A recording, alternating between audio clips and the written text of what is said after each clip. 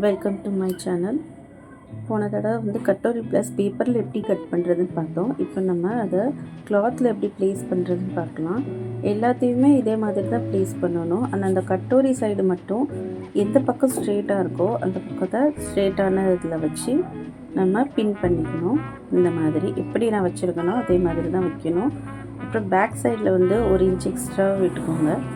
ஏன்னா அது வந்து நம்ம ஃபோல்டிங்காக போகணும், தையலுக்காக. அப்புறம் ஒரு மார்க்கர் வச்சு இந்த மாதிரி மார்க் பண்ணி சிசரால் இதை எப்படி கட் பண்ணிக்கோங்க. இப்போ எல்லா பார்ட்ஸும் கட் பண்ணியாச்சு. இது ஃபோல்டிங்காக 1 இன்ச் விட்டது. இப்போ நம்ம இது கை எப்படி வெட்டுறதுன்னு பார்க்கலாம். ஒரு 1 இன்ச் விட்டு இந்த மாதிரி மார்க் பண்ணிக்கோங்க. கையோட லென்த் வந்து நான் 9 இன்ச் வைக்கிறேன்.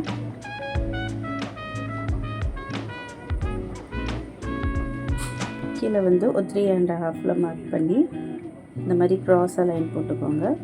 கீழே வந்து 5 இன்ச் வைக்கிறேன். அதோட 1.5 இன்ச் எக்ஸ்ட்ரா தையலுக்காக விட்டுட்டு இப்போ இது வந்து 8.5 வரணும் நம்மளுக்கு ஆம் ஹோல் வந்து. இந்த மாதிரி மார்க் பண்ணிக்கோங்க. இப்போ இதே ஒரு சீசரால் கட் பண்ணிக்கோங்க.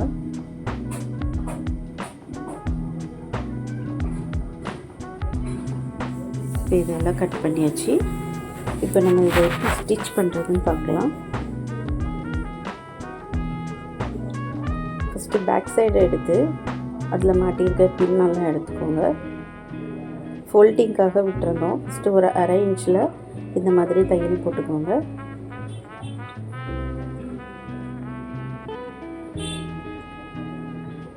இப்போ ஒரு 1 இன்ச் ஃபோல்ட் பண்ணி ரஃப்பாக ஒரு தையல் போட்டுக்காங்க. ஏன்னா இது நம்ம ஹெம்மிங் பண்ணணும், அதனால் கொஞ்சம் தையலை வந்து பெருசாக்கி போட்டுக்கோங்க.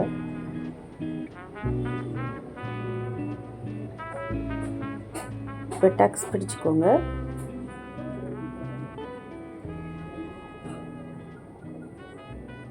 டக்ஸ் வந்து ஒரு 4.5 வச்சுருக்கேன்.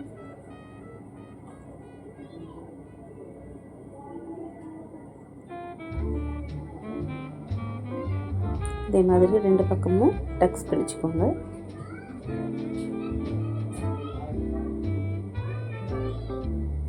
இப்போ நம்ம கட்டோரி எப்படி தைக்கிறதுன்னு பார்க்கலாம்.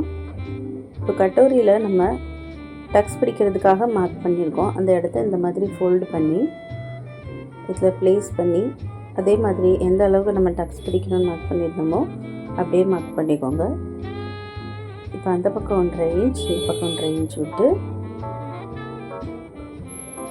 இது நல்லா டார்க்காக மார்க் பண்ணி பின்னாடி பேக் சைடு பண்ணி இப்படி தட்டினீங்கன்னா அந்த சைடு அதே மாதிரி மார்க் ஆயிரும். இப்போ இதை நம்ம டக்ஸ் பிடிச்சிக்கோங்க.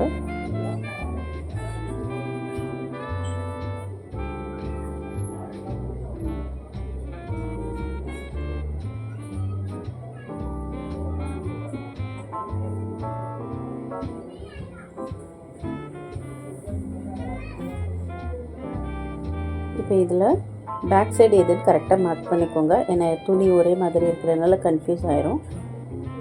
இப்படி தான் இருக்கணும். இது இப்படி வரணும்.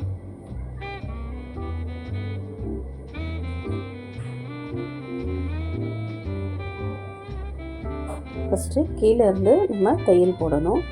இது துணி இழுத்தோ ஒரு பக்கம் இழுத்தோ வச்சோ அப்படிலாம் தைக்கக்கூடாது. கரெக்டாக இழுக்காமல் அப்படி வச்சு பொறுமையாக தையல் பண்ணணும். இது வீடியோவில் கொஞ்சம் ஃபாஸ்ட்டாக போகுது. ஏன்னா ரொம்ப ஸ்லோவாக போனால் நல்லா இருக்காதுங்கிறதுனால கொஞ்சம் ஃபாஸ்ட்டாக போயிட்டுருக்கு.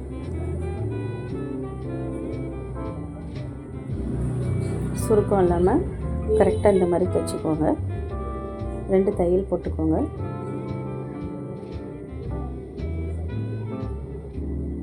கரெக்டாக இந்த மாதிரி வச்சு பார்க்கணும். லாஸ்ட்டில் மேலேயும் கீழேயும் இல்லாமல். இப்போ 2 பக்கமும் தைச்சாச்சு. மேலேயும் கீழேயும் இல்லாமல் 2 பக்கமும் கரெக்டாக இருக்கான்னு கரெக்டாக வச்சு பார்க்கணும்.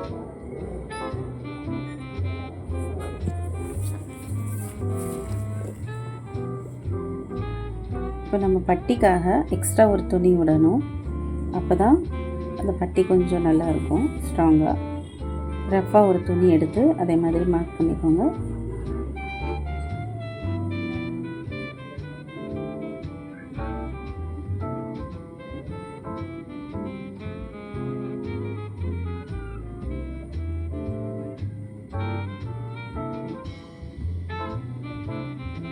இந்த மாதிரி ஒரு பின் வச்சு அடிக்கடி பின் பண்ணிக்கோங்க. அப்போ தான் நம்மளுக்கு கரெக்டாக தெரியும். இப்போ உள் பக்கமாக ஒரு தையல் போட்டு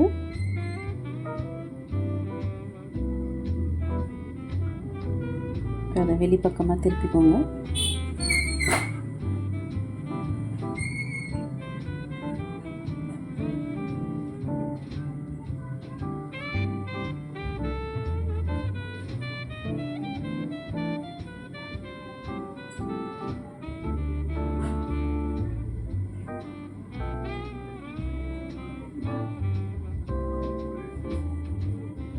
பக்கமாக திருப்பி இதே மாதிரி எல்லா பக்கமும் தையல் போட்டுக்கோங்க.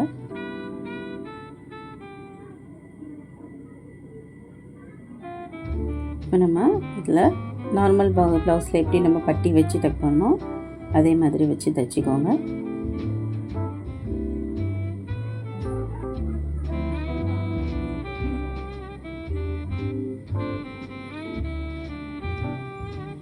பட்டி வந்து கொஞ்சம் சின்னதாக தான் வரும், துணி வந்து கொஞ்சம் பெருசாக தான் வரும். அது ஒன்றும் பிரச்சனை இல்லை. ஏன்னா நம்ம சைடில் கீழே வந்து ஜாயின் பண்ணும்போது கட்டிங்கில் தான் போகும் துணி.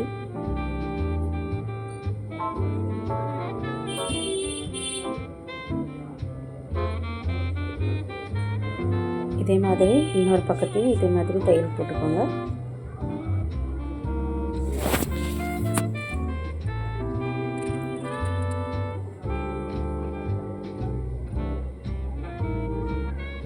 இந்த மாதிரி அடிக்கடி கரெக்டாக இருக்கான்னு சொல்லி வச்சு பார்த்துக்கோங்க.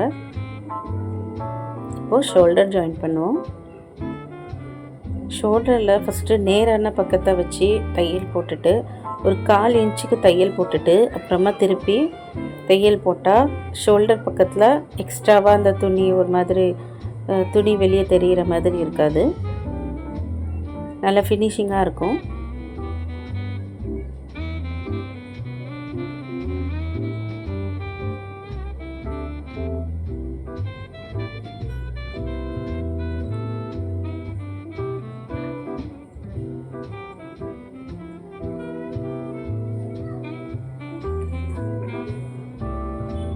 இந்த மாதிரி இல்லை ஃபினிஷிங்காக ஒரு நகத்தை வச்சு இந்த மாதிரி அமுக்கிக்கோங்க.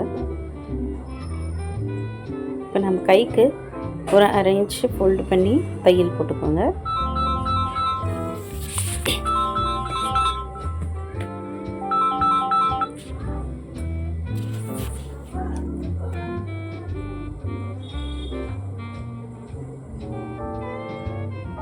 அப்புறமா ஒரு 1 இன்ச்சுக்கு தையல் போட்டுக்கோங்க ரஃப்பாக.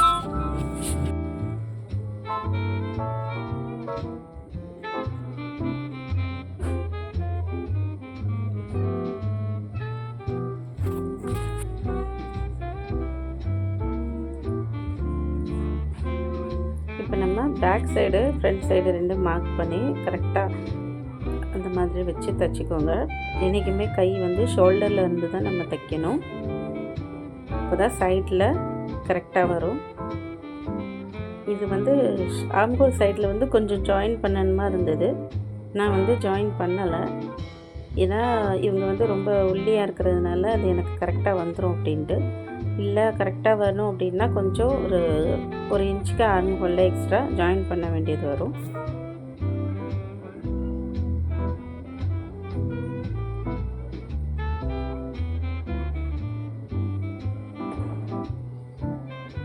இப்போ கை ஜாயின் பண்ணிக்கோங்க.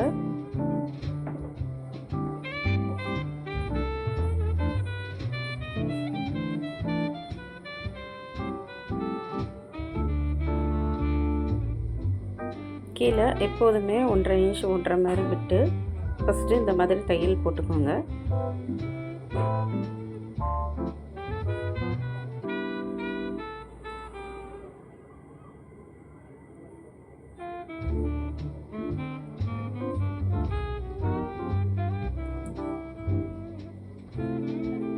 பாருங்கள், கரெக்டாக வச்சு பார்க்கணும்.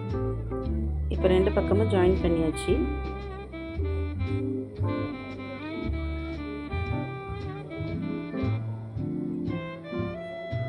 கரெக்டாக இருக்கான்னு பார்க்கணும். ஏன்னா மேலே கீழே இருக்கக்கூடாது. மேலே கீழே இருந்தால் அதை நம்ம ஃபஸ்ட்டே தைக்கும்போதே அதை அட்ஜஸ்ட் பண்ணிடணும். இப்போ இது எல்லாமே கரெக்டாக இருக்குது. நம்ம ஃபஸ்ட்டு இப்போ பட்டி வச்சுக்கிடணும். பட்டி வைக்கிறதுக்கு முன்னாடி இது வந்து ஸ்ட்ரெயிட்டாக இருக்கான்னு பார்த்துக்கிடணும். கொஞ்சம் க்ராஸாக இருந்ததுன்னா நம்ம ஸ்கேலை வச்சு அளந்து, எப்போவுமே மேலே கீழே வரதான் செய்யும். எப்படியும் நம்ம எப்படி கரெக்டாக வெட்டினாலுமே தைக்கும்போது துணி மேலே கீழே வரதான் செய்யும். நம்ம அதை கரெக்ட் பண்ணி அப்பப்போ சீசரால் கொஞ்சம் ஸ்ட்ரெயிட் பண்ணிக்கோங்க. இப்போ நம்ம பட்டி வச்சு தைச்சிடலாம்.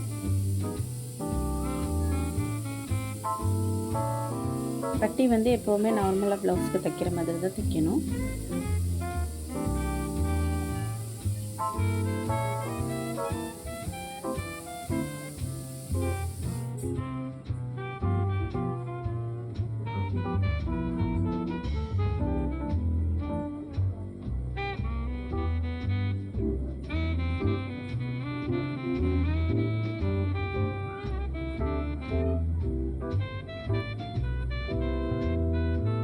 இது வந்து ஊக் பட்டி.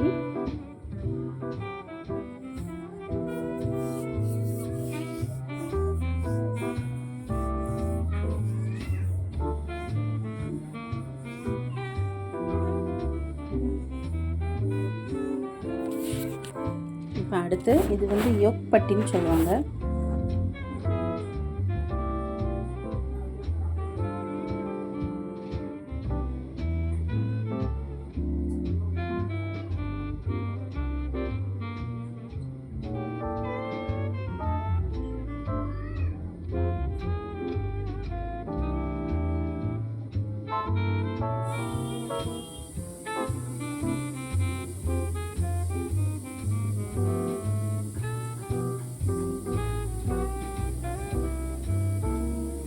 இது ரெண்டும் கரெக்டாக இருக்கான்னு வச்சு பார்த்துக்கோங்க. அப்பப்போ துணி வந்து தைச்சிட்டு இருக்கும்போதே கரெக்டாக இருக்கான்னு வச்சு பார்க்கணும். இப்போ நம்ம கழுத்துக்கு பட்டி தயாரிச்சிடலாம். இது வந்து க்ராஸிங்கில் வந்து நான் 2 இன்ச்சுக்கு கட் பண்ணி எடுத்திருக்கேன். இந்த மாதிரி ஃபோல்ட் பண்ணி இந்த மாதிரி வச்சு ஒரு 1/2 இன்ச்சுக்கு தையல் போட்டுக்கோங்க.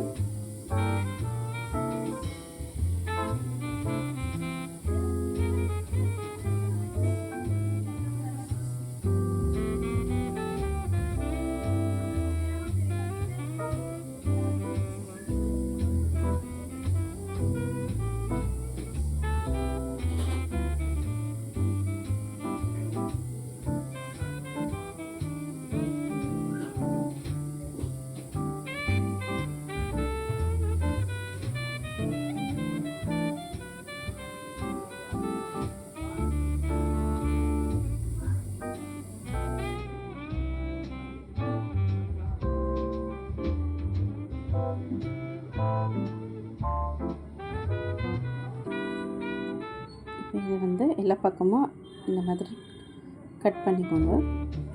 கவனமாக கட் பண்ணிக்கோங்க.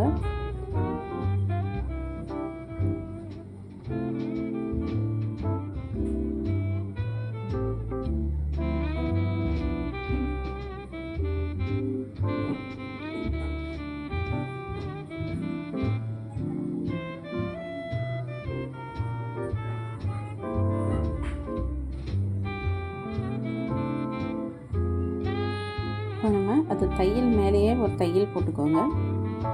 அப்போ வந்து பேக் சைடில் இருக்க அந்த துணி வந்து விலகாமல் கரெக்டாக இருக்கும். அதனால கரெக்டாக அந்த இது வந்து மேலே வர்ற மாதிரியே வச்சு தைச்சிக்கோங்க.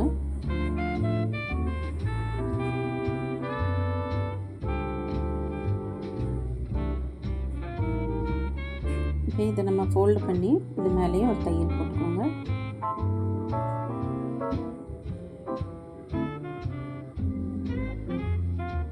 கரெக்டாக அந்த தையல் வந்து மேலே இருக்கான்னு பார்க்கணும். ஏன்னா அது சைடில் கீழே வந்து வேறு ஒரு மாதிரி மடங்கி இருக்கும். அப்போ நம்மளுக்கு வந்து பைப்பிங் வந்து ஃபினிஷிங்காக வராது. அதனால மேல் பக்கமாக பார்த்து கரெக்டாக தைச்சிக்கோங்க.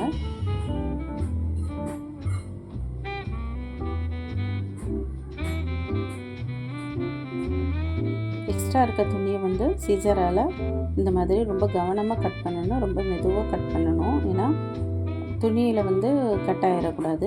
ப்ளவுஸ் எல்லாமே டேமேஜ் ஆகிரும். கவனமாக மெதுவாக கட் பண்ணணும்.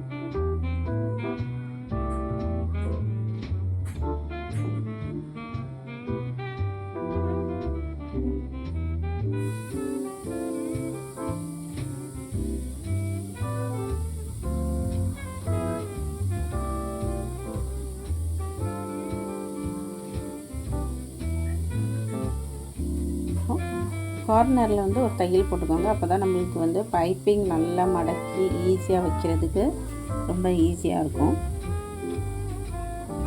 பைப்பிங் ஃபோல்ட் பண்ணும்போது உருண்டுட்டு வராது. இப்போது அதை ஒரு 1/4 இன்ச்சுக்கு ஃபோல்ட் பண்ணி நல்லா பைப்பிங் மாதிரி நல்லா தின்னாக வேணும்னா எவ்வளோ தின்னாக வேணுமோ அவ்வளோ மடக்கி ஒரு தையல் போட்டுக்கோங்க.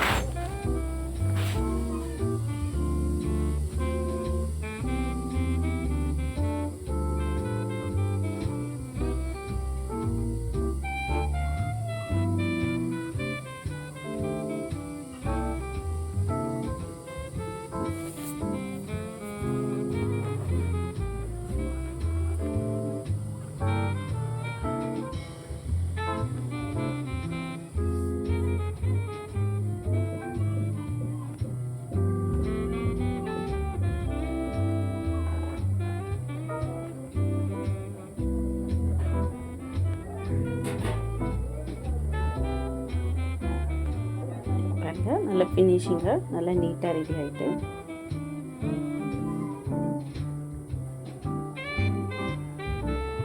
இப்போ நம்ம ப்ளவுஸ் வந்து ரெடி ஆகிட்டு பாருங்கள். பைப்பிங் உள்ளே வந்து கொஞ்சம் தெரிஞ்சதுன்னா லைட்டாக ஹெம்மிங் பண்ணனாலும் பண்ணிக்கலாம். பாருங்கள் நம்ம கட்டோரி ப்ளவுஸ் நல்லா ரெடி ஆகிட்டு இப்போ நம்ம ஹிப் சைஸ் வந்து பார்க்கணும். ஹிப் சைஸ் வந்து அவங்களுக்கு 30 கரெக்டாக 30ல் இருக்கான்னு பார்க்கணும். ஒரு 1/2 இன்ச் கூட இருந்தால் ஒன்றும் பிரச்சனை இல்லை. இப்போ 30 இது வந்து எக்ஸ்ட்ராவாக இருக்குது. எக்ஸ்ட்ரா 3 இன்ச் இருக்குது. நம்ம என்ன பண்ணணும்னா சைடில் இந்த பக்கம் ஒரு 3/4 இன்ச் அந்த பக்கம் ஒரு 3/4 இன்ச் நம்ம பிடிக்கணும். அப்போ நம்மளுக்கு ஹிப் வந்து கரெக்டாக ஃபிட்டிங்காக கிடச்சிரும். இப்போ 3 இன்ச்சை நான் 4 டிவைட் பண்ணால் 3/4 இன்ச் வருது. இப்போ நம்ம 3/4 இன்ச் பிடிச்சோன்னா ப்ளவுஸ் ஃபிட்டிங் வந்து கரெக்டாக இருக்கும். ஆம்ஹோல் சைடு வந்து கரெக்டாக இருக்கான்னு பார்த்துக்கோங்க. 8.5.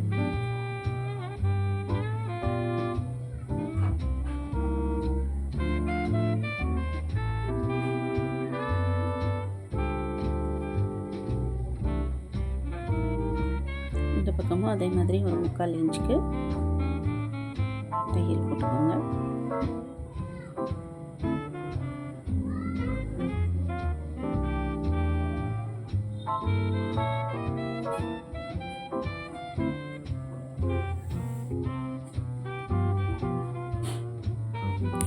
கட்டோரி ப்ளவுஸ் கரெக்டாகிட்டு